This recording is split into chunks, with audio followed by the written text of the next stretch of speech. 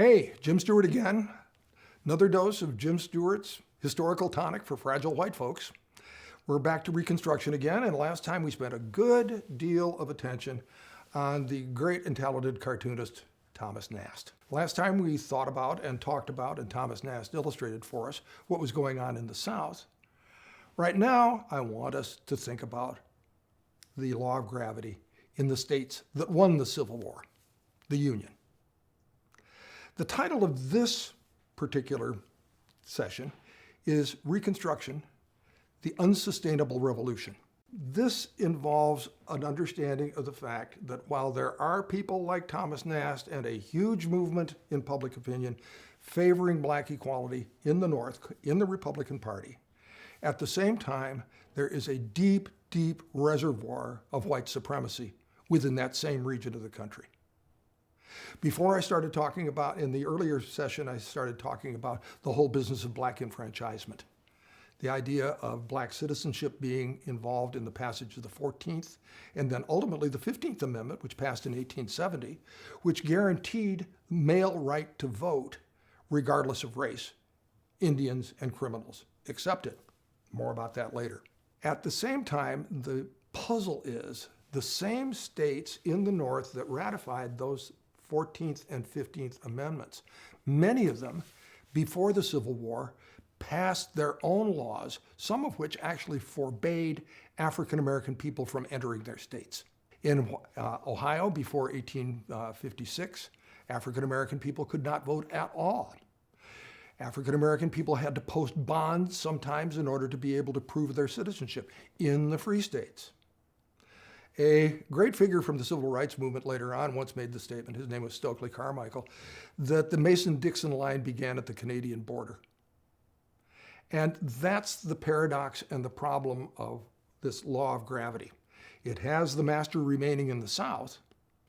At the same time, in the North, there is a large reservoir of really deep and strident white supremacy that lies alongside the struggle for equality that has some white people like Thomas Nast showing up big time, and a large abolitionist movement headed by people that you know very, very well, like Frederick Douglass, making clear to the nation that the whole point of having a civil war is to create a new birth of freedom, Abraham Lincoln's term, but freedom in an ample sense, not a narrow sense.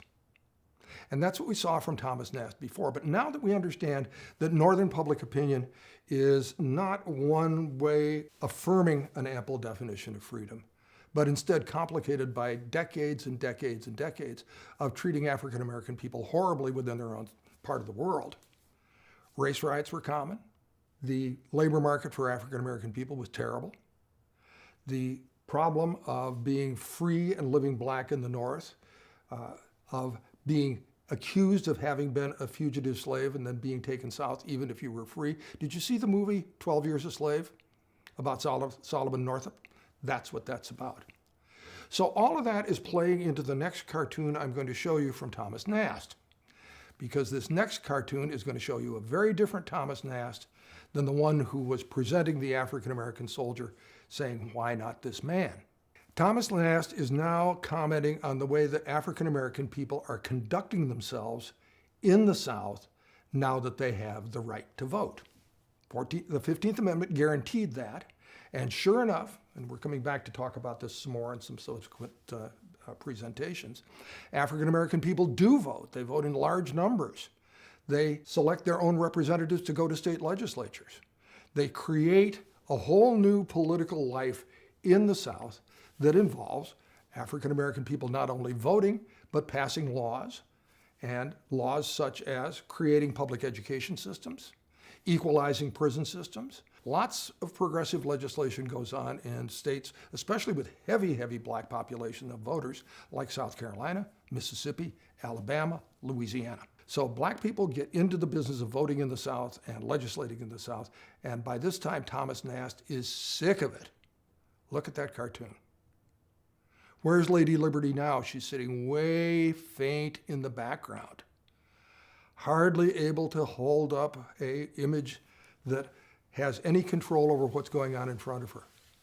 All of the white legislators are cast in faint colors in the background, as if they have no control, as if they're being wiped out, as if they're being politically neutered and nullified. And look at the behavior of the African American legislators. They're all crude, they're all ugly, they're all acting as if they have no idea of what Robert's Rules of Order are. They're screaming and yelling at each other. And this is the same Thomas Nast, this is 1872, this cartoon. This is the same Thomas Nast who in 1867-68 was saying, why not this man? What I'm showing, I hope you can see it here, is what happens when white people start not showing up, or who decide that it's important to change your mind about how important ample definition of nothing but freedom really is. Thomas Nast is our test case, really, and a perfect litmus test because he has so many hundreds of thousands of eyeballs following what he composes of a retreat from Reconstruction, the creation of greater amounts of white rule, and the beginning of a kind of law of gravity that comes out of Reconstruction, which is going to be the principal focus of what we will be probing into historically from now on.